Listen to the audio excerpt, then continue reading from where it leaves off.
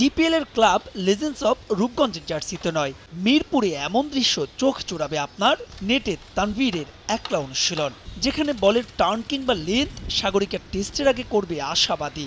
লাক্কাতুরায় লজ্জাজনক আত্মসমর্পণের পর অবশ্য ইতিবাচক সে পালে হাওয়া লাগার খুব একটা সুযোগ নেই মোটেও।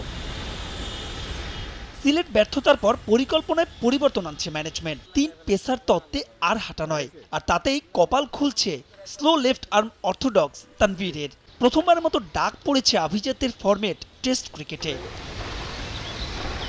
41টা প্রথম শ্রেণীর ম্যাচ খেলা তানভীর তাই একলাই নেমে পড়লেন লাল বলের অনুশীলনে।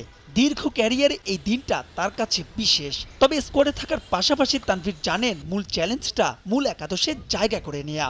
লাল আর সাদা বল নাই ন্যাশনাল টিমে, ডাক পাওয়াটা লাল সাদা বল না, এর আনন্দের ব্যাপার। টেস্ট টিমে একটা সুযোগ পেয়েছি, আলহামদুলিল্লাহ অনেক ভালো লাগতেছে। আর যদি আমি সুযোগ পাই খেলার, তাহলে টিম সিচুয়েশন অনুযায়ী যে জিনিসটা প্রয়োজন চেষ্টা করবো ইনশাআল্লাহ ওইটাই করার। পঞ্চপাণ্ডবের পরবর্তী যুগে একটা দীর্ঘ পরিবর্তনের মধ্যে দিয়ে যাচ্ছে বাংলাদেশ দল, সবচাইতে নাজুক ঘরের মাঠে টেস্ট ক্রিকেটে।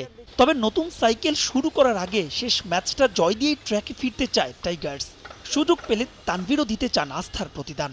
অনেকেই বলতেছিল যে আমি সাদা বলে ভালো বল করি, লাল বলের জন্য ভালো না, কিন্তু আপনি দেখতে পারেন হয়তো পিছনে যে আমি লাল বলেও আলহামদুলিল্লাহ ভালো বোলিং করতেছিলাম। কিন্তু এখন আমার ইচ্ছে ছিল যে আমিও লাল বল খেলবো, সাদা বল খেলবো, ন্যাশনাল টিমে অনেক দিন খেলবো, সার্ভিস দেবো।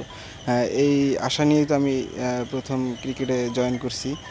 আলহামদুলিল্লাহ যে শেষ পর্যন্ত লাল বলে আমি সুযোগ পেয়েছি। একটা বলারের 2টা প্ল্যান থাকে, টিম থেকে 2টা প্ল্যান দেয়, হয় ইকোনমি বোলিং করতে হবে, নাইলে উইকেট টেকিং বোলিং করতে হবে। এখন আমাকে যেই জিনিসটা দিবে আমি ইনশাল্লাহ ওইটাই চেষ্টা করব।